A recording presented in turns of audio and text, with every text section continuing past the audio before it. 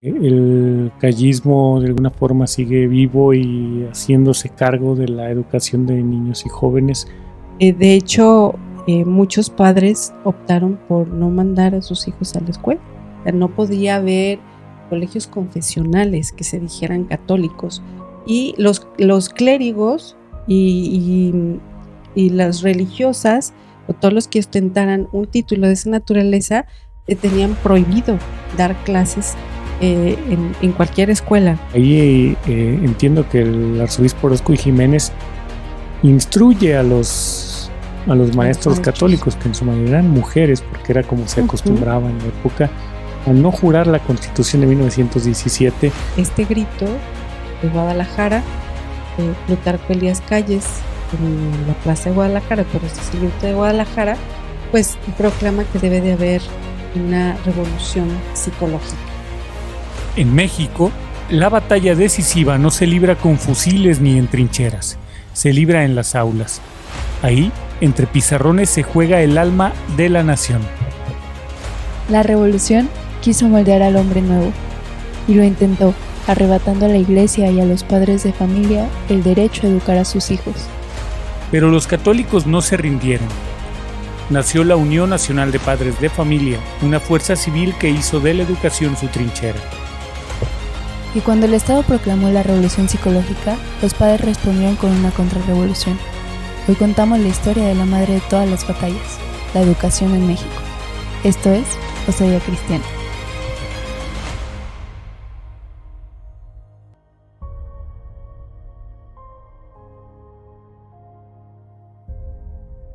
Bienvenidos a un episodio nuevo de Osadía Cristiana, en esta serie en la que venimos hablando de estos episodios de la historia nacional en donde hombres y mujeres valientes han sabido organizarse para defender la libertad.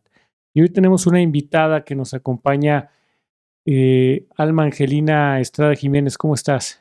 ¿Qué tal? Muy bien, muchas gracias. Gracias por la invitación a este podcast de Osadía Cristiana. Y aquí estamos para platicar acerca de uno de los episodios que han marcado la historia de México.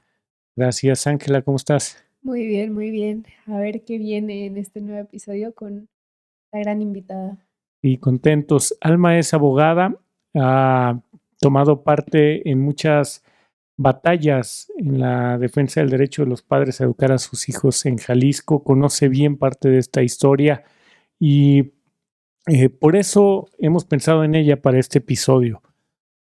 En Osadía Cristiana hemos podido entender que si una fue la madre de todas las batallas durante la persecución religiosa, esa fue la educación. Y la educación ha sido la madre de todas las batallas, fue parte importante de la disputa entre la revolución y los católicos, y pasar por alto esto nos llevaría a hacer grandes omisiones aún hoy en nuestros días. ¿Es cierto esta percepción que tenemos de que la educación fue la madre de todas las batallas durante la persecución religiosa? Por supuesto. Yo creo que ese afán de tener en las manos a personas pequeñas en las que se les puede ir formando, educando y metiendo en el pensamiento lo que los adultos queramos ponerles en la cabecita o en su cabecita, yo creo que ha sido una de las grandes batallas que hemos tenido y por las cuales se ha desatado o se desató en su momento, aunque esto no exime que siga existiendo esa batalla por la educación, ¿no? Por la educación de los niños, de nuestros hijos y por la educación de toda la niñez mexicana. ¿Cómo se desarrolla esta batalla? Entiendo que las leyes de reforma ya tenían de alguna forma esta intención de ir arrebatando la participación de la iglesia, del clero, de las congregaciones religiosas en la tarea de educar a los niños y a los jóvenes. Y que luego de estas guerras de reforma y de estas batallas entre liberales y conservadores, de alguna forma en el porfiriato este tema no fue tan aprehensivo para los revolucionarios, es decir, se dio cierta libertad a la iglesia de organizar o de reorganizar toda esta tarea educativa y evangelizadora que tenía. Claro, yo creo que en el devenir de las guerras, de las revoluciones, eh, desde la Constitución de 1824, en donde se respetaba que México era católico y que en su artículo tercero seguía diciendo que la educación iba a ser católica. Después vino la del 57, como bien lo comentas, en donde se quita lo católico, ¿sí? Y se deja como laica, secas, ¿no? La educación laica secas. Entonces, recordemos que en este periodo la iglesia es atacada por las leyes de reforma prácticamente, en donde ya se le empiezan desde confiscar bienes materiales y bienes sociales, ¿no? Entonces, uno de esos bienes sociales, que es la educación, que desde que llegaron, por así decirlo, a México, todas estas congregaciones religiosas de franciscanos, entre ellos agustinos y todas estas congregaciones fueron tomando en sus manos el papel de la educación y dependía de ellos el papel de la educación. Entonces, poco a poco, yo creo que el gobierno en su afán de arrebatarle a la iglesia ciertos poderes que esa influencia social tenía, como la educación, la cultura, las artes, em, pues el tema de la educación fue un tema crucial. Y en el 57, aunque decía que debería de ser laica, sin embargo, pues como bien lo dices, en el Porfiriato se respetó un poquito de hacer letra muerta y se les siguió dejando tener en sus manos el papel educativo. Yo creo que en mucho porque pues, es muy difícil arrebatarle de lleno a la iglesia em, lo que ha venido haciendo y no es fácil establecer escuelas de educación para la gente, ¿no? Entonces, de alguna manera se le siguió permitiendo tener esta preponderancia en la educación y yo creo que Porfirio Díaz supo entender que el papel de la iglesia era importante y que por tanto no tenía por qué arrebatarlo de lleno, ¿no? Yo creo que fue un suceso, un proceso paulatino donde fueron arrebatando esto a la iglesia, este papel a la iglesia en la educación.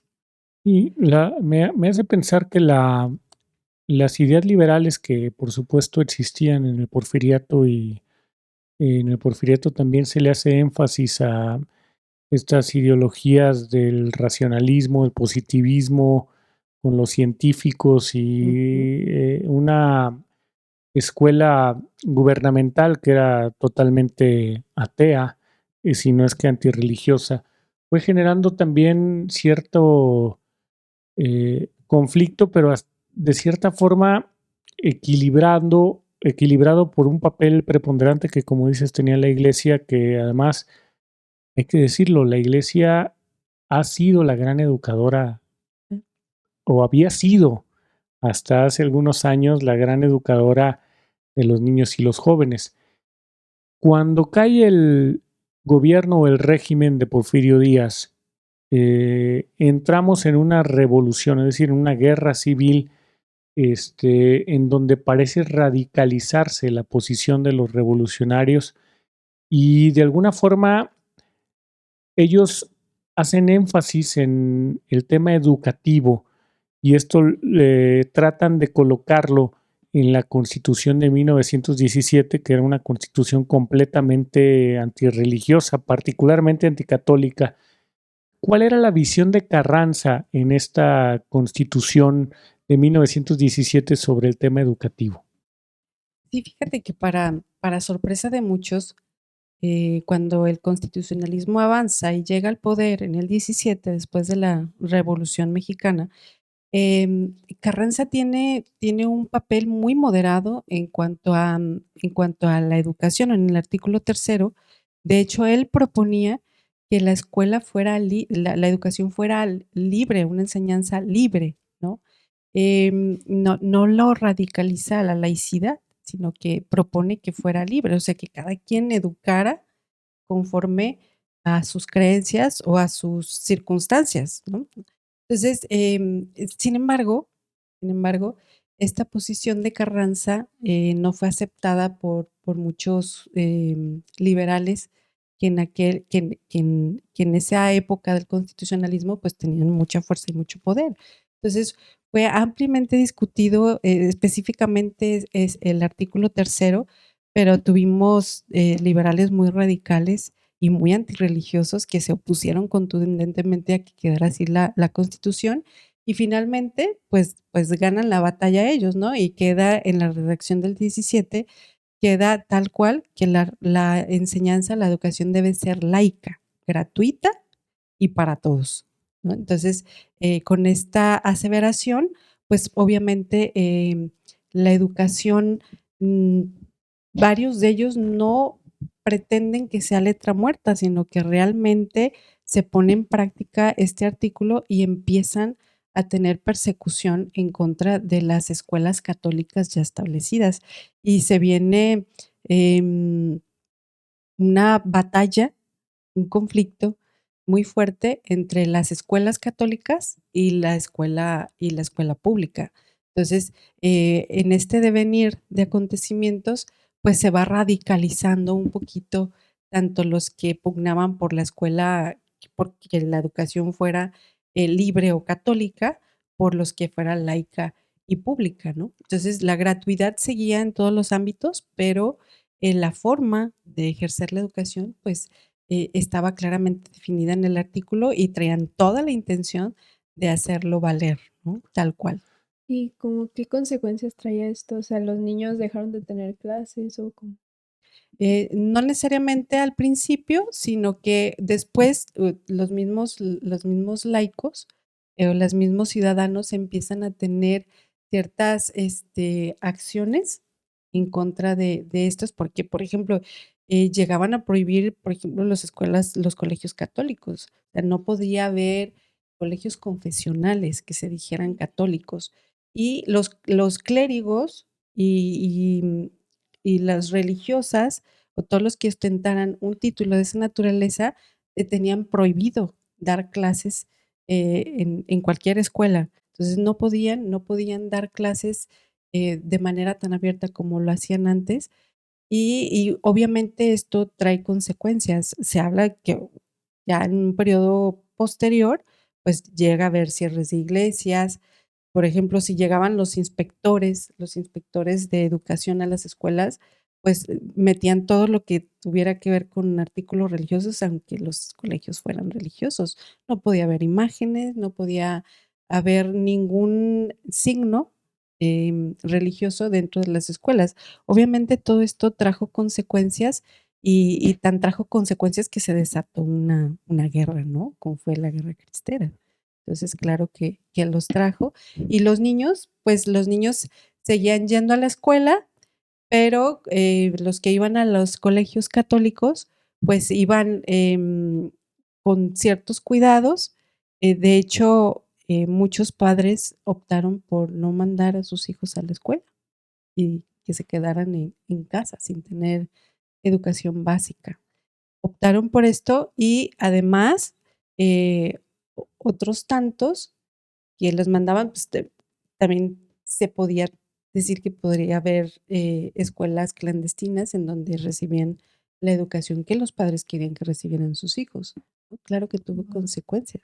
Me haces recordar por supuesto que la Constitución de 1917 agrava más la situación, pero la persecución en materia educativa no empezó en el 17. Yo ahora estaba recordando que algunas legislaciones previas entre la Constitución del 57 y la del 17 habían ya de alguna forma buscado extirpar cualquier presencia de la religión y de los religiosos en la vida educativa, y había generado ya ciertos conflictos. Cuando entran los constitucionalistas en las ciudades, lo primero que hacen es ir a cerrar los seminarios y a no reconocer los estudios de quienes cursaban cualquier tipo de educación en escuelas que tuvieran que ver con el tema religioso.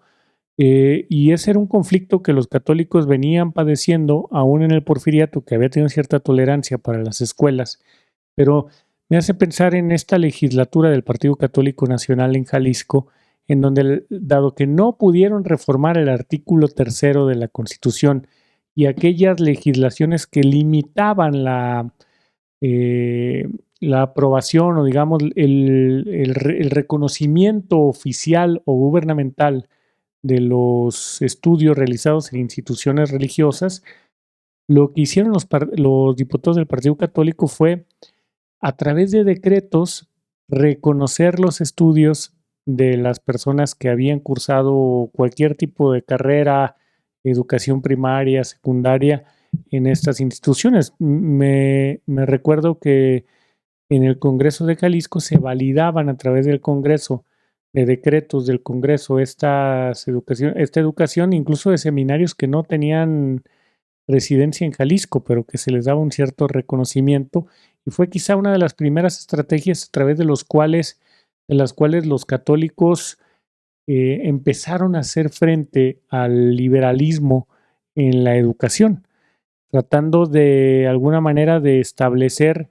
mecanismos que sortearan las complicaciones que las legislaciones ponían a la educación católica, ¿no? Así es, así fue. De hecho, eran unipersonales esos decretos, o sea, decían nombre tal cual, el nombre de fulanito de tal, cursó tal grado escolar y así es como les iban reconociendo sus estudios por esta situación, ¿no? Y claro, pues es que fue todo un proceso, ¿no? Un proceso degradativo, por así decirlo, de expropiación, pero claro que en el 17 no fue la novedad, pues fue un proceso mucho antes en donde se tuvieron empezaron a tener todas estas dificultades para poder hacer cosas tan simples y cotidianas como mandar a los hijos a la escuela, ¿no? Que se fueron poniendo mucho más complicadas cada día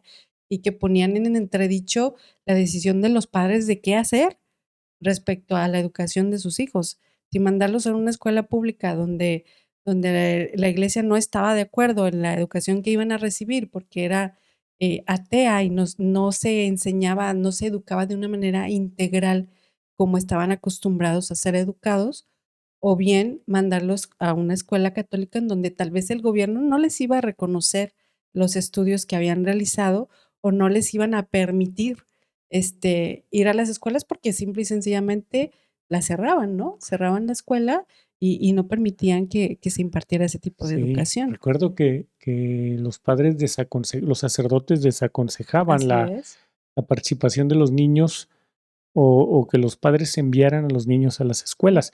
Me hace recordar ahora una anécdota del beato Miguel Gómez Loza, que en su lugar ahí donde nació, en el Paredones, Zacatic, en Jalisco, había una escuela del gobierno y tenían en ella el retrato de Benito Juárez, ¿no? Como luego a muchos nos tocó en las escuelas tener ahí el retrato de Juárez o de cualquier otro verdugo de la iglesia en este país, y siendo niño el propio Miguel Gómez Loza, un muchachillo, se sube a su caballo y alcanza el retrato de Juárez y lo arranca de la pared.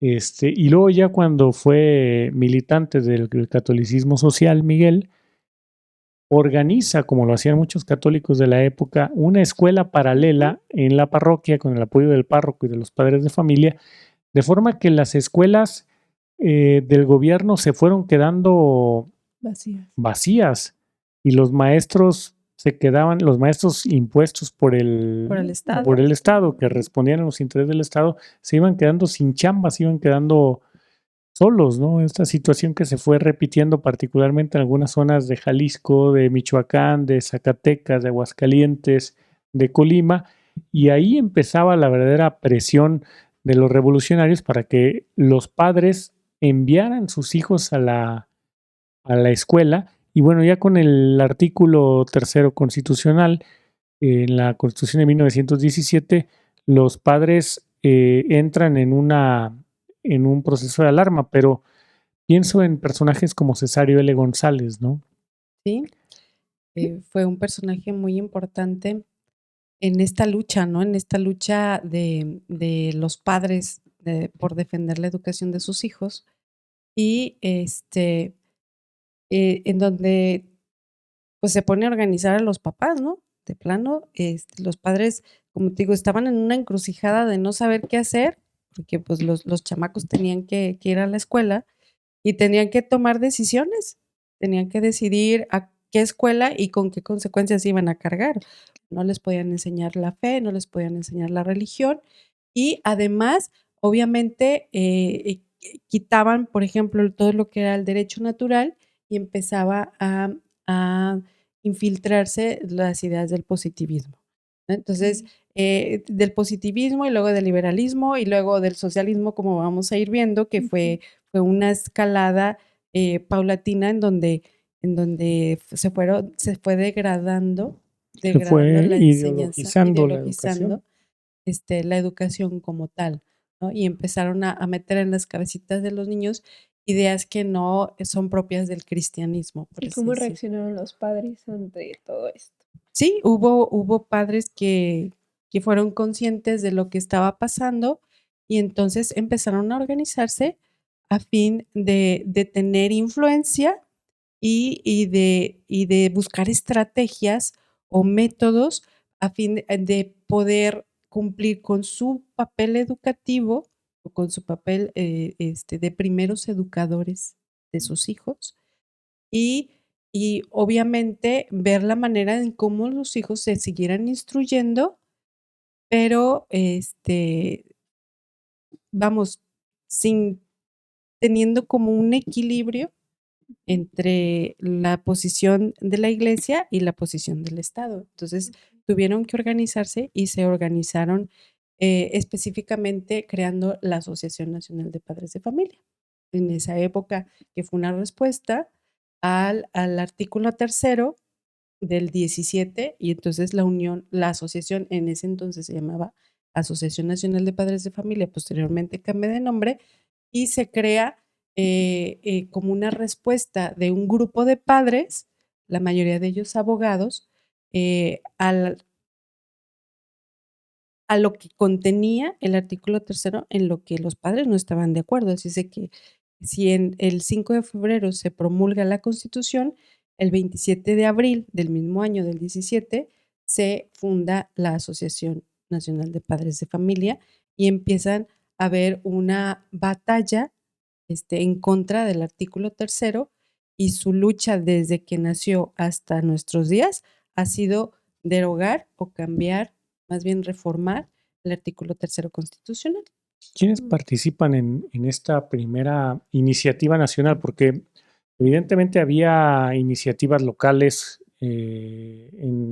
a veces impulsadas por los obispos en cada diócesis, por algunos líderes católicos.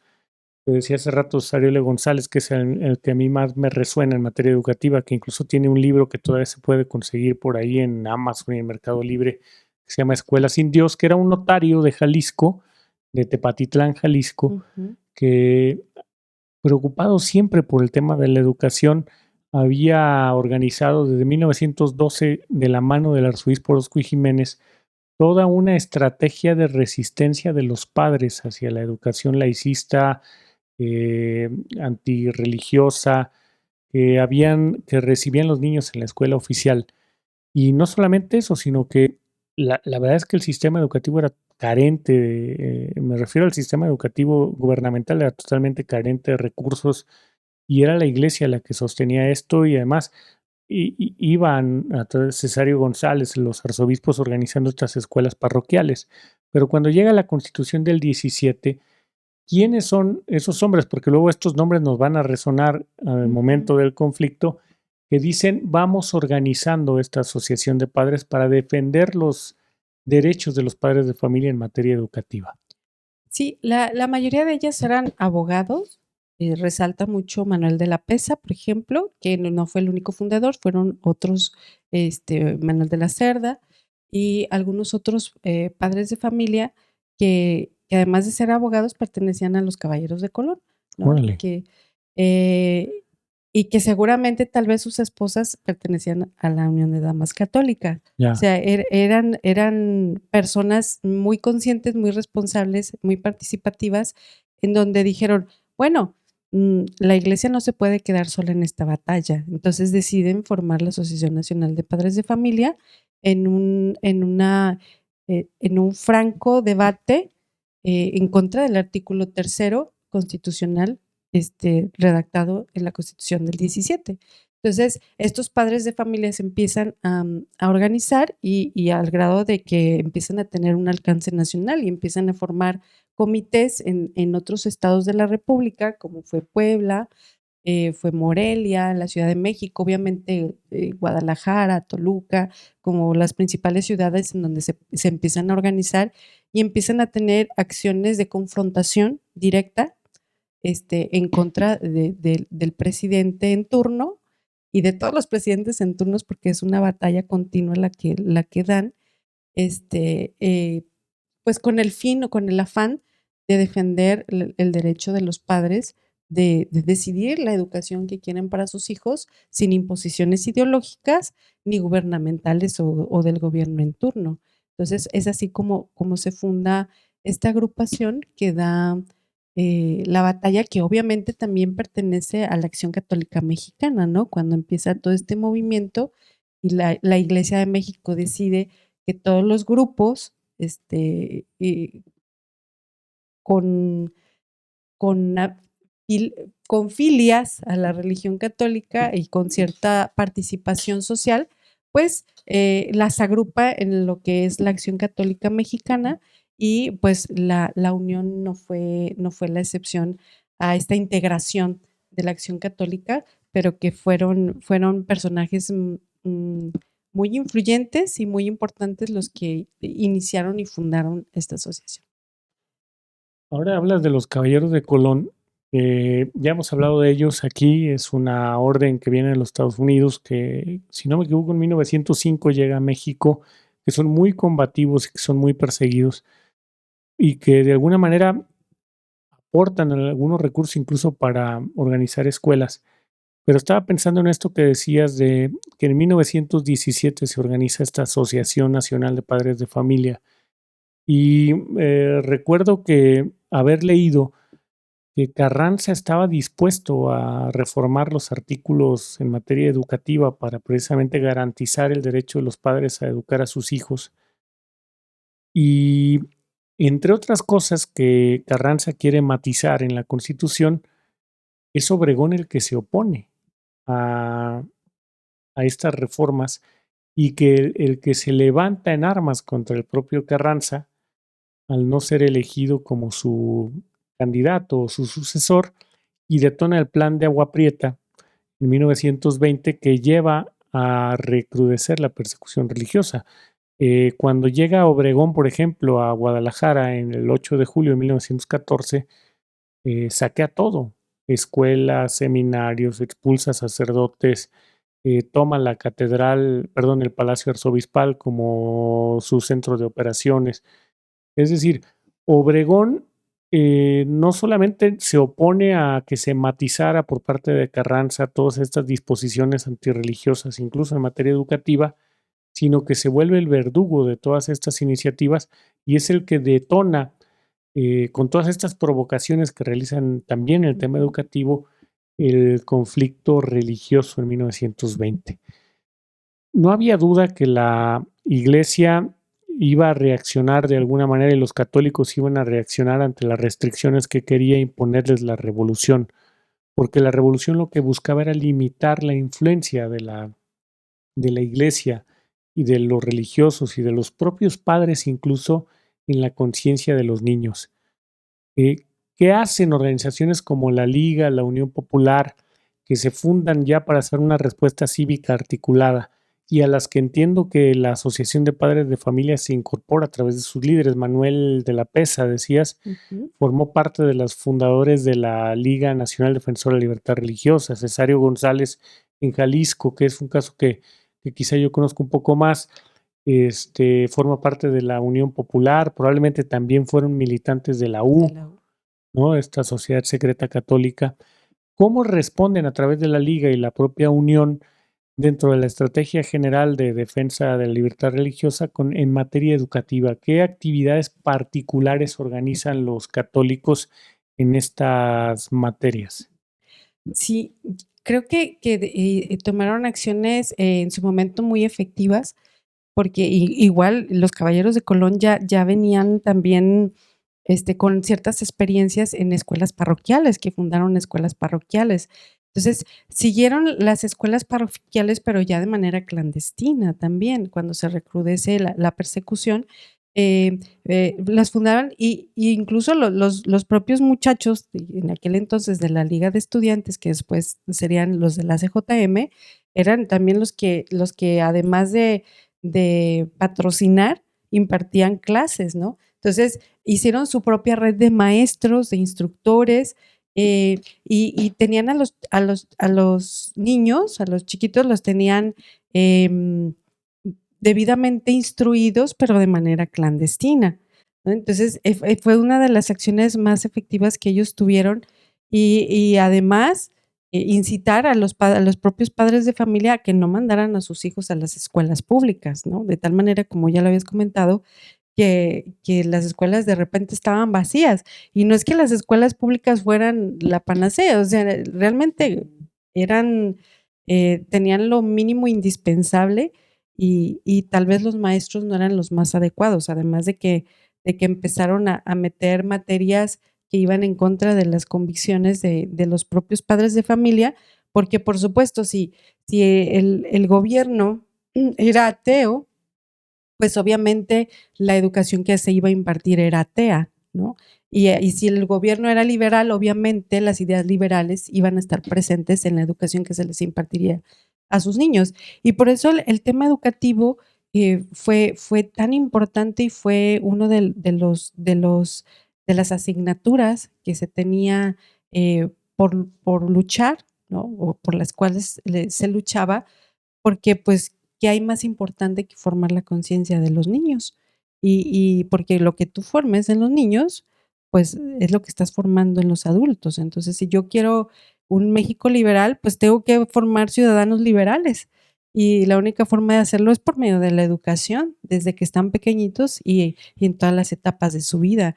Entonces, esa era, yo creo que la conciencia que tenían tanto los liberales como los católicos, y por eso luchaban y por eso veían la importancia de este tema, de arrebatarles este tema a los liberales y de cuidar las conciencias de los niños, que es lo que a lo que a los papás les importaba o era lo que los papás más cuidaban, ¿no? Entonces, el hecho de hacer las escuelas clandestinas, de incitar a no enviar a los niños a la escuela, entonces era una manera de proteger la conciencia de la niñez, ¿no? Y de seguir educando como lo estaban haciendo antes. Hoy he escuchado muchas veces esta expresión de alguna manera que trata de denostar la batalla cultural, Claro. ¿no? Que no vemos la batalla cultural. Recuerdo bien que eso se dice con frecuencia.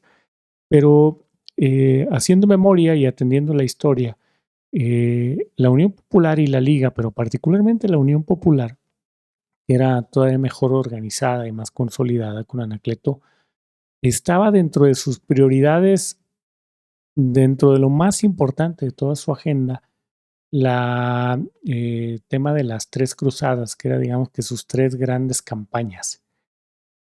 Una era la buena prensa, es una manera de garantizar que la cultura católica se mantenga presente en la vida social a través de los medios de comunicación, pero las otras dos tenían que ver específicamente con el tema educativo, tenía que ver con el asunto del catecismo en los niños, y la tercera, la escuela católica, a través de estas escuelas que planteas clandestinas o paralelas, a veces ya no eran clandestinas, sino que eran públicas y estaban evidentes ahí desafiando al Estado mexicano, y el tema de las bibliotecas sociales, donde Anacleto González Flores, por ejemplo, se preocupaba mucho de que los padres de familia se aseguraran de que en sus bibliotecas, en sus hogares, no hubiera libros que pudieran pervertir la inocencia de los niños, ¿no? Es decir, los contenidos de lo que circulaba en las familias eran supervisados de manera específica por los líderes católicos para garantizar que no hubiera elementos nocivos en la cultura que pudieran ir distorsionando la conciencia de los niños y de las jóvenes.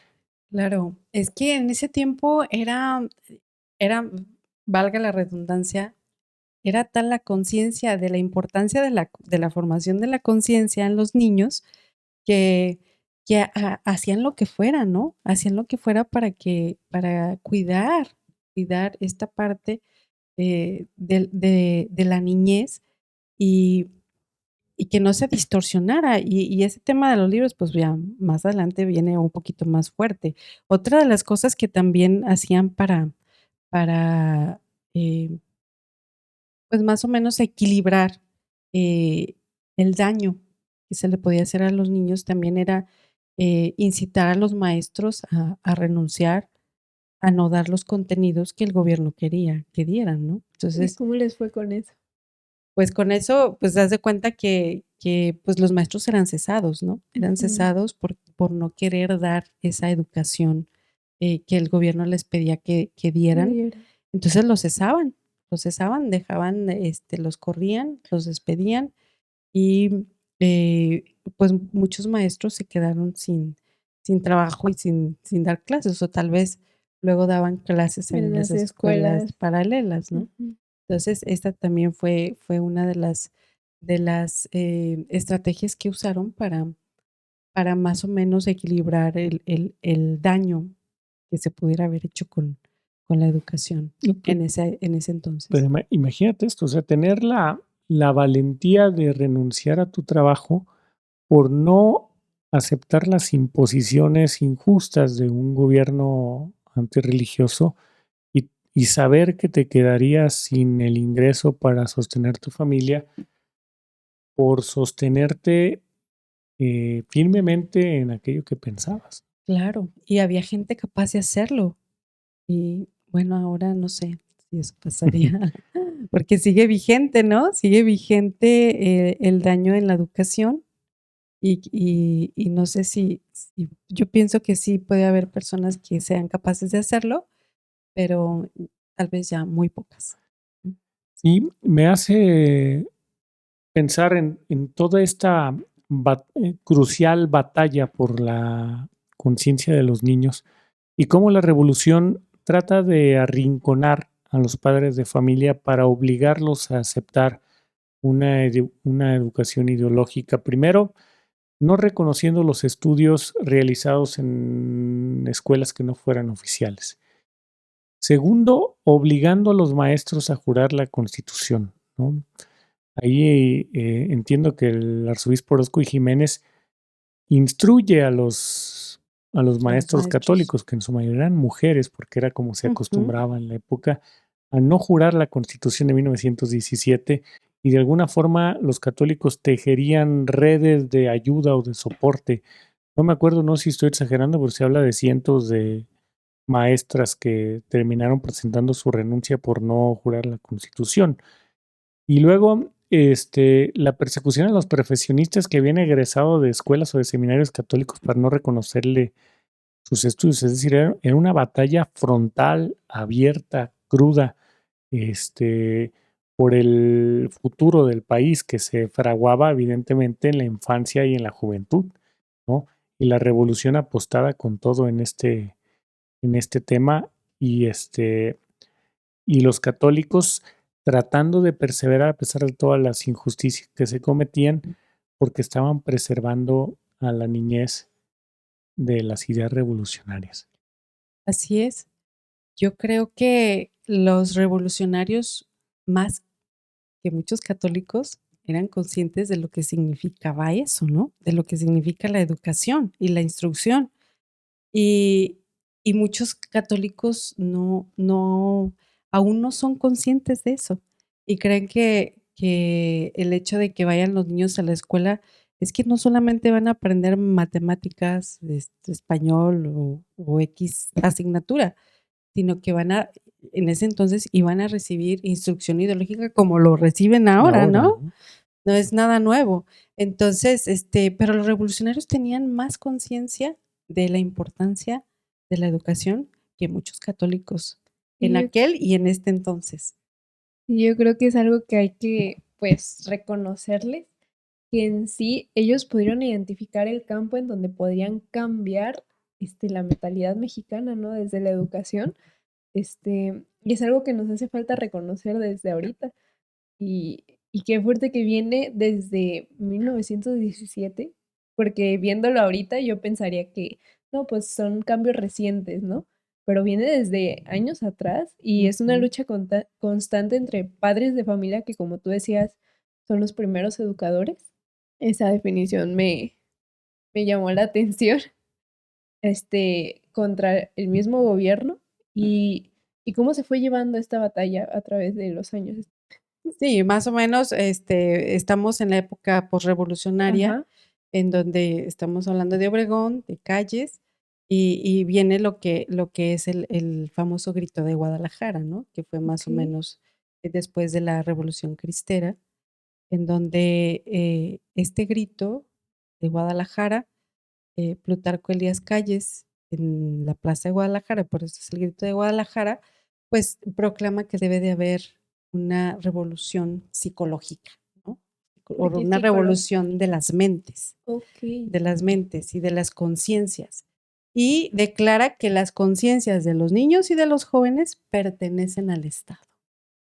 Ya dan como un paso Pertenecen a más. la revolución, Pertenecen a la más que al revolución, Estado, ¿verdad? sí, sí, nada más que en aquel entonces, pues, ellos eran el Estado, ¿no? Ujú. Pero sí, pertenecen a la revolución. Entonces, a manera de expropiación de las conciencias, ¿no? Calles, dice, pues, cero instrucción religiosa en este país. Y todos, esa revolución psicológica se refería, incluso le agrega una palabra al artículo tercero en donde dice que será socialista. Entonces, ya no solamente será laica, gratuita, sino que también dice que será socialista, ¿sí? Al mero estilo bolchevique de Sí. de A mí, aquellos a mí me tiempos. llama la atención Entonces, este tema del grito de Guadalajara porque mucha gente desconoce lo que pasó y sí, es una fue grave. declaración de guerra por todos los elementos que envuelve la manera en que fue expresada esta idea de calles. Primero, es en 1934, es decir, Ujú. unos años después Después de la de revolución, concluida sí, la cristiada, de los arreglos de 1929, exacto. donde el gobierno no se compromete a nada, pero deja entrever que sería tolerante con la iglesia. Calles, tras la muerte de Obregón, se había convertido en el hombre fuerte de la revolución. Y después de haber pasado 6 años de terminado su gobierno, seguía él ejerciendo una influencia Sí, importantísima en el país. el Era famoso el maximato, ¿no? maximato, conocido como el jefe máximo de la De la revolución. revolución. Y sucede que ya electo el general Lázaro Cárdenas, electo presidente de la República, se hace acompañar de él a Guadalajara a un Congreso Educativo Nacional que estaba siendo organizado por el gobierno federal y en el balcón de Palacio de Gobierno, teniendo al lado al presidente electo en ese entonces, general Lázaro Cárdenas, pronuncia este discurso donde dice que ahora era necesario que la revolución entrara en una nueva fase, que es la revolución psicológica, ¿no?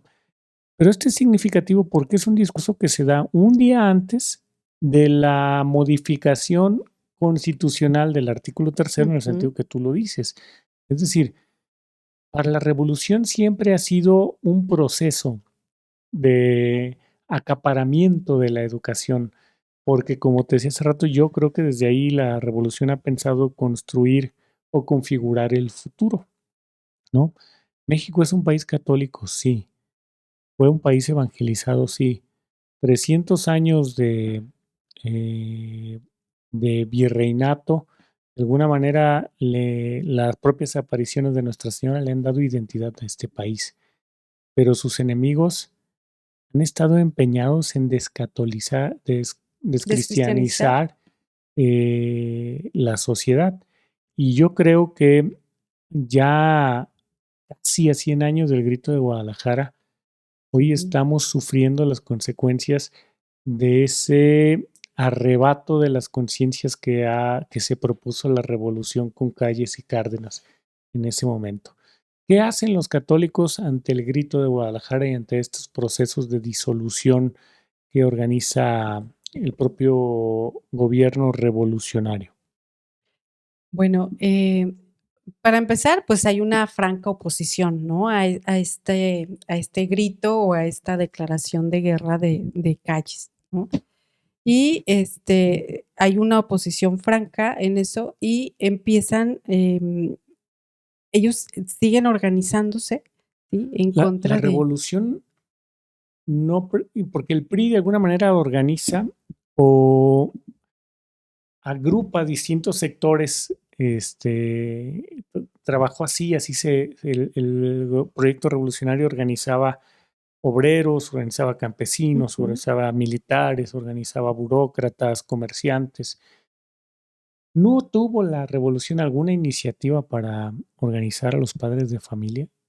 Sí, de hecho hacen, el mismo Calles promueve una Asociación Nacional de Padres de Familia, o sea, un homónimo a lo que ya se había fundado en 1917 y funda lo que es una Asociación Nacional de Padres de Familia en donde aglutina a los padres de las escuelas públicas o pretende aglutinar a los padres de las escuelas públicas. Realmente fue una asociación que nunca tuvo un papel relevante como organización de padres de familia o que hayan puesto en marcha ciertas actividades en favor de, pero sí lo hace como para deslegitimar, ¿no? O quitar identidad a lo que ya se había fundado antes como Asociación Nacional de Padres de Familia. Entonces, esta asociación de 1917 decide cambiar su nombre para diferenciarse de esta dicha asociación que había fundado Calles y deciden llamarse Unión Nacional de Padres de Familia, que es como se llama hasta nuestros días, ¿no? Pero claro que hubo incluso pretensiones para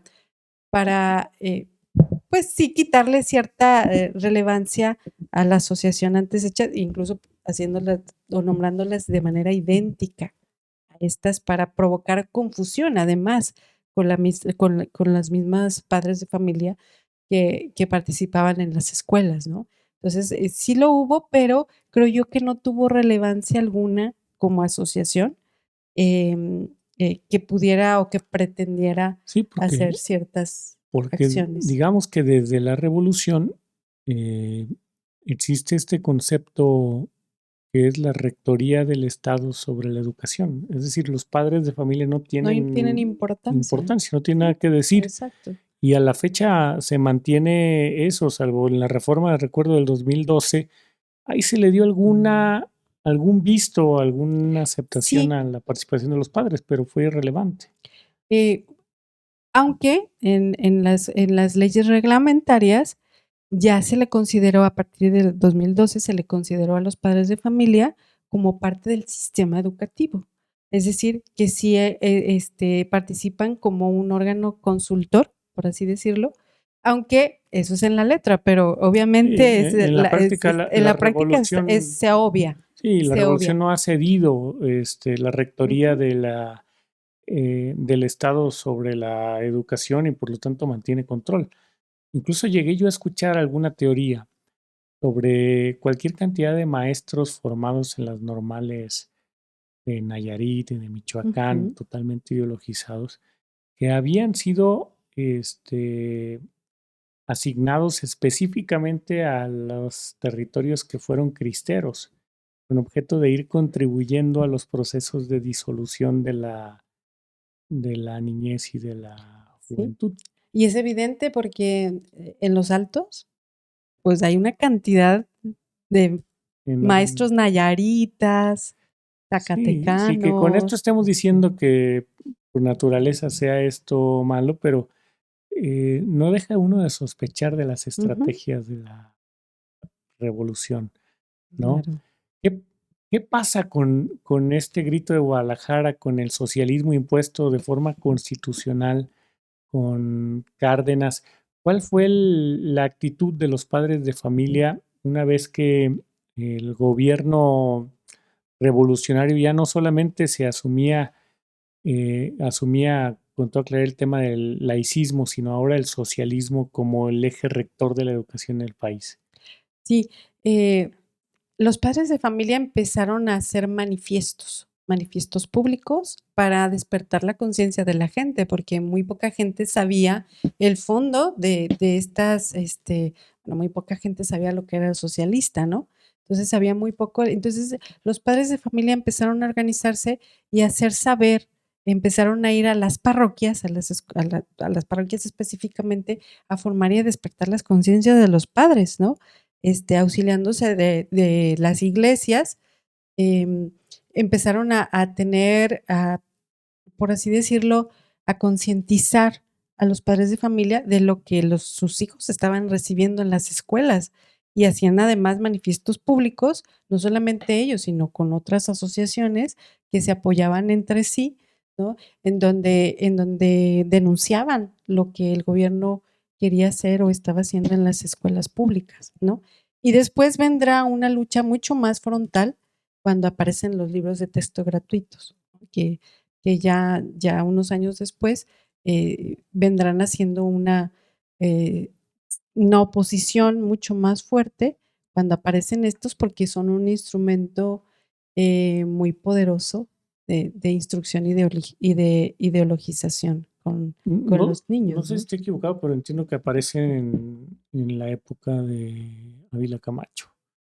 Y Ujú, creo que Ávila Camacho se compromete de alguna forma a matizar, incluso reforma la Constitución y le quita este adjetivo a la educación en ujú. el tercero constitucional de deja de ser socialista la educación para pasar a ser democrática y nacionalista o nacional, pero realmente tenía de alguna manera el interés de abonar a la ideología del nacionalismo revolucionario.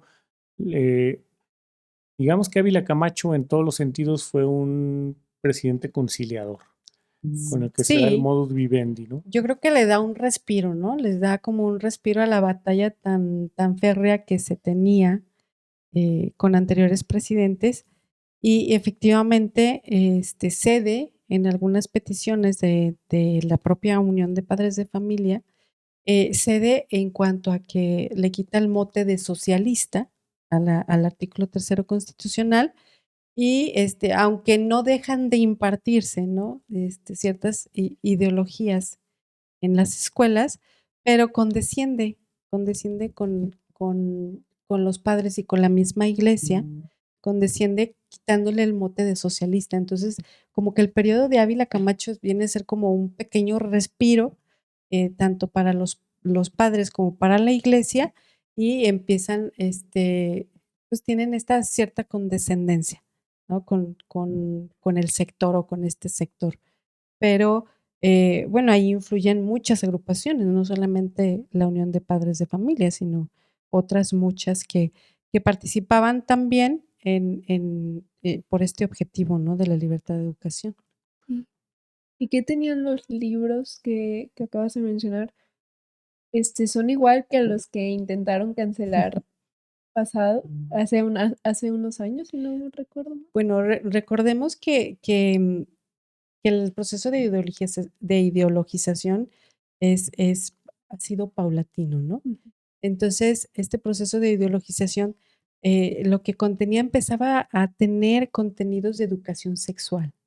Y empezaban a Mm, tener contenidos de educación sexual en donde los padres no estaban de acuerdo que se les impartiera a los niños, puesto que lo que ellos, por lo que ellos pugnaban era que ese tipo de conocimientos se los dieran los propios padres de familia a como ellos vieran o condescendieran ujú. con los niños, ¿no? Entonces, empezaba a haber, recordemos que todas las influencias, tanto americanas como europeas, venían a dar a México Y entonces había un proceso de ideologización de los niños en donde también tenía tanto ideas liberales como socialistas. No, tenía, por Como ejemplo, que el tema de la historia, Ujú. que sí, empieza totalmente a manipulado, configurarse claro. en los libros de texto. El tema de la historia nacional es totalmente manipulado. Se empieza a contar una historia a modo de los gobiernos revolucionarios, del liberalismo, en donde se plantea héroes que no lo son Que son tanto, lo máximo, ¿no? personajes como si fuera, por ejemplo, el padre de la patria, Miguel Hidalgo, que realmente Ujú. su guerra de independencia duró 4 meses, que termina siendo desastrosa para la propia causa insurgente, o Benito Juárez como el benemérito de las Américas, que fue un hombre que vendió, La mitad del país. nada más que no se la compraron a él, pero estaba dispuesto a dividir el país en no sé cuántos partes para que Estados Unidos pudiera llevar su comercio de un océano a otro. Este, es decir, los libros de texto son ese recurso que toma la fase psicológica de la revolución para ir sembrando la semillita en los niños y en los jóvenes bajo una misma narrativa, porque antes de los libros de texto había cierta libertad para De tomar de enseñanza. enseñanza. Y me hace Sí. pensar algo. El otro día yo tengo a mis hijos en una escuela privada, religiosa, y llegando pues encontré el nombre de la escuela. Yo también estudié con hermanos maristas y también el nombre de la escuela no tenía nada que ver, digamos, con los Con sus principios creencias. religiosos y con las creencias. Este, y me puse a pensar otras escuelas del estilo que conocía y todas se llamaban Morelos, Hidalgo, Instituto América, lo que me digas, ¿no? Pero yo digo, ¿por qué no llevaba nombres de santos? Pues precisamente porque Por fue eso. prohibido por la Ujú. revolución que llevaran los nombres de santos porque a los niños se les graba El el nombre Sí. institucional, O porque toda muchas la... veces así se camuflajeaban, ¿no? Sí, O sí, sea, sí, fue una es una estrategia para estrategia. Ajá. sobrevivir, Ujú. pero porque el Estado revolucionario les prohibía a las planteles educativos, llevar el nombre De los de santos. algún santo, de algún episodio heroico de la cristiandad, qué sé yo. Yo digo, ¿por qué no llevan el nombre de Marcelino Sí. Champañac, de don Juan Bosco? ¿Cómo terminan llevándoselo a Náhuac? ¿No? Pero además, yo creo que lo que hay que tener en cuenta también es que en los procesos de los libros de texto se adoptaban también ideas de otros países y de otras creencias que no necesariamente eran compatibles con la Con la identidad mexicana. incluso mexicana, ¿no? Ujú. Ujú. Muchas veces, por ejemplo, hablamos de los años 60 en la revolución sexual, en donde a los niños se les decía hasta cómo masturbarse, ¿no? En niños de primaria y que era En los años 60. consecuencia, sí, que era consecuencia de esa revolución sexual, en donde también a veces a los países se les vendían estas ideas educativas y pues ellos las adoptaban muchas veces incluso con intereses económicos, ¿no? La revolución. Así es. Entonces, o dependiendo de si eran liberales o socialistas, pues era el tipo de contenidos que incluían en los libros de texto, ¿no? Entonces, por ejemplo, a nosotros nos tocó estudiar a Marx, ¿no? En donde nos vendían en la facultad a Marx como el guau, el héroe y pues el gurú, ¿no? De la vida humana, ¿no? Ujú. Entonces, dependiendo de la época o del que gobernara en turno, dependiendo de la ideología del que dominaba el Estado o a la que pertenecía al Estado, era el tipo de ideología que metían en todos los libros de texto y en los planes y en los programas de estudio, ¿no? Entonces, y eso lo podemos ver incluso en nuestros días, que aunque tengas hijos en colegios católicos, los libros de texto tienen que adaptarse a los planes y los programas del mismo Sí, gobierno. los libros de texto que terminas pagando como padre de Así familia es. terminan prácticamente replicando lo que plantea el libro de texto nacional, que es la estrategia educativa impulsada por el Sí. Estado, revolucionario hasta la fecha, Y sirva este episodio porque ya estamos en tiempo de ir Pero quería hacer aterrizando. una pregunta. A ¿Y ver. por qué con el tiempo se fue perdiendo esa resistencia de los católicos? Qué buena pregunta. Porque pues estaban en el 17, ¿no? Y se resistían muchísimo, se Sí. hicieron escuelas clandestinas. Y ahora estamos en el pleno 25 y hasta las escuelas católicas traen estos materiales revolucionarios. ¿Por qué crees que hemos perdido esa resistencia? ¿Por qué creo? Bueno, sí es difícil tu pregunta. Bueno, no es difícil, yo creo que tenemos la respuesta. Lo que pasa es que también los católicos hemos ido perdiendo la valentía de defender lo que creemos, ¿no? De defender lo que creemos. Y además, no solamente los laicos, sino también muchas veces muchos religiosos también han perdido la valentía de defender lo que son, ¿no? Porque tenemos ejemplos de valentía como el obispo Orozco Jiménez, en donde, aunque fue desterrado, desde donde estaba, instruía a sus feligreses y a su rebaño de qué hacer y de qué no hacer, ¿no? Sabiendo las consecuencias que esto podía tener. Y él empeñaba su vida por delante, ¿no? Vivió media vida desterrado, ¿no? Entonces, y perseguido además. Entonces, yo creo que desde mi punto de vista, hemos perdido primero la conciencia. Yo creo que este devenir revolucionario ha surtido sus efectos, ¿no? Y ya lo han normalizado mucho, ¿no? En todas las conciencias de los ciudadanos y, por supuesto, muchos católicos hemos perdido ese ahínco por defender nuestras creencias, por inculcarla a nuestros hijos y hemos dejado en manos del Estado las conciencias de nuestros niños. Entonces, esto es consecuencia de todo este proceso de la misma revolución, en donde ha callado la conciencia, la ha adormecido y los católicos hemos dejado de ser valientes, hemos dejado de organizarnos, ¿sí? Como tal, y vivimos pues tal vez en la comodidad de la casa. Yo creo que está claro que el grito de Guadalajara no ha terminado, es una amenaza que está vigente, Constante. que el callismo de alguna forma sigue vivo y haciéndose cargo de la educación de niños y jóvenes. Y lo digo con plena conciencia de lo que estoy diciendo, es decir, estas ideas de calles de dominarlo todo, de totalizar la vida nacional, están vigentes. Los gobiernos repiten la fórmula de la revolución porque es una fórmula que ha sido efectiva. Y por un lado también la forma en que como iglesia hemos abordado el tema educativo ha cambiado. Como decía Alma, hemos ido perdiendo la conciencia hoy. Las escuelas católicas fueron fundadas por aquellos hombres santos, fundadores de todas estas iniciativas y congregaciones, para educar a los hijos del pueblo católico. Pero hoy difícilmente la gran mayoría de las familias católicas pueden sostener la educación privada porque en muchos casos es muy cara.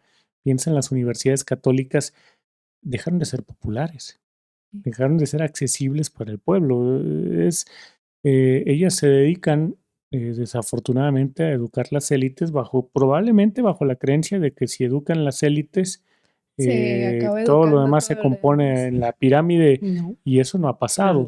la historia ha Y, dicho que no. y además pensemos esto, son 100 años o poco más de insistencia de las ideas revolucionarias bajo el modelo del Claro. grito de Guadalajara.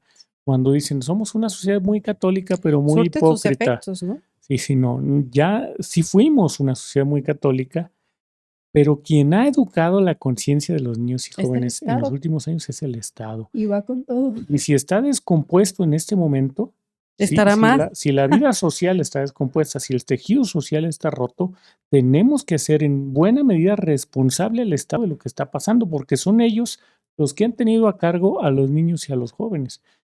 No hay mayor ciego que el que no quiere ver. Fíjate que leía digo, también a manera de conclusión y de reflexión, leía que curiosamente el hecho de que haya opción de mandar a escuelas católicas privadas o escuelas públicas, también abre una brecha de desigualdad, ¿no? Desigualdad en cuanto a la formación y a la preparación. Pero lo curioso es que quienes estudian en escuelas privadas católicas son aún más indiferentes muchas veces que los que estudian en escuelas públicas y del Estado. O sea, ¿esto qué nos quiere decir?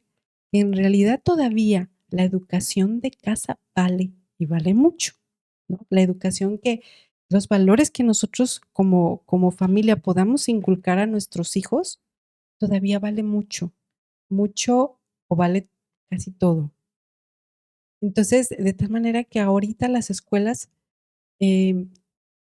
pues nosotros somos responsables de lo que están formando y que no necesariamente tenemos que responsabilizar a la escuela de la educación que le demos a nuestros hijos. Y ese es un deber que tenemos como padres de familia, que la Unión Nacional de Padres de Familia también propiciaba, ¿no? Y propicia y sigue propiciando en tu deber como padre y también en tus derechos como padre, Que era una de las ¿no? grandes tareas de Anacleto, Claro, hacer conscientes a los hacer padres de conciencia de los padres de familia de de formar su a sus tarea hijos, ¿no? formadora. Y no decía, el hogar es el taller de la ciudadanía, pues, de la transformación social. Entonces, no perder de vista también este punto tan importante del deber que tenemos los padres. Tenemos escuelas carentes y ya no podemos mandar a nuestros hijos a una escuela católica en donde se les enseñe valores. Nosotros tenemos que ser los principales propiciadores de la formación de valores en casa, ¿no? Porque se ha visto en la historia que aunque los mandes a una escuela católica y privada, no necesariamente tienen la mejor formación ni la mejor conciencia y podemos asombrarnos de que existan personas indiferentes a la situación social que estamos viviendo. Entonces, yo creo que es algo que, como digo, a manera de reflexión, pues esto sigue, es una batalla que no ha terminado. El artículo 3º sigue igual redactado, ¿sí? Y aunque hay cierta condescendencia o acuerdo con la Iglesia Católica respecto de la educación que se imparte, pues puede llegar otro gobernante y decir, aquí se pone a rajatabla y que pueda empezar de nueva cuenta a cerrar colegios, a Sí, perseguir las y reformas recientes donde el patrimonio de claro, cualquier institución educativa pasaría a pertenece al ser el Estado. Estado, va en ese sentido. Así es. Y bueno, sirva ya ahora sí para ir concluyendo, porque el tema se ha puesto muy interesante y digno de una reflexión seria, que hablando de osadía cristiana, el rol de los padres en la educación de los hijos es fundamental. Que los hombres, los líderes católicos más destacados en la historia de nuestro país han siempre tratado de hacer conscientes a los padres de familia de su rol fundamental e insustituible en la educación. Que necesitamos trabajar juntos, padres de familia, iglesia, entiéndase Incluso hijos, jerarquía, ¿no? y los jóvenes particularmente que Sí. llegan a ser más conscientes de esto, identificar lo que pasa en sus universidades, en sus En sus preparatorias, escuelas, en los contenidos como de los parte de este textos. proceso revolucionario que busca desligar a la persona, al mexicano, de su raíz católica, no solamente cultural, sino también evidentemente religiosa, ¿no? Y que si queremos hacer distinto al país, necesitamos volver a poner énfasis en el tema educativo como lo ponen los revolucionarios y los liberales. No podemos hacernos los sordos, ni los ciegos, ni los brutos en materia educativa, porque nuestros grandes héroes católicos nunca hicieron oídos sordos ni quedaron De brazos de brazos cruzados. cruzados frente al problema educativo, Claro. ¿no? Y sobre todo saber que tenemos que hacer valer nuestra autoridad como padres también ante el Estado, ¿no? De Sí. manera organizada, mucho mejor, pero si no se puede de manera organizada, cuando menos de manera personalizada, hacer valer nuestra Sí, autoridad. tendremos que quitarle la rectoría de la educación al Estado Exacto. para volverla a trasladar a su, A su origen a su natural. origen natural, que es los padres de familia. Bueno, pues muchas gracias, Alma, por esta visita aquí a Osadía Cristiana. Ha sido un episodio muy apasionante, que era necesario hacer un recorrido histórico para que se entendiera por qué estamos donde estamos, por qué hemos llegado hasta acá, por qué estos debates actuales sobre los libros de texto, sobre la rectoría del Estado en la educación, sobre el rol de los padres de familia que sigue siendo marginado por los revolucionarios, para ver si de esta forma quienes nos escuchan hacen conciencia de la importancia del papel que tiene la educación en nuestra vida social. Pues gracias a ustedes por la invitación. Yo muy complacida de estar aquí y de platicar de este tema tan importante, ¿no? En nuestro país. Pues un placer. Gracias. Síganos en las redes sociales, regálenos una suscripción, coloque ahí en la campanita para que esté al pendiente de todos los nuevos videos y ayúdenos compartiendo estos videos para poder crecer la comunidad y poder llegar más lejos. Gracias a todos ustedes. Hasta Igual, pronto. no se olviden de que cada jueves subimos un episodio para que no se pierdan ninguno. Y pues eso es todo. Nos vemos. Hasta Gracias. luego.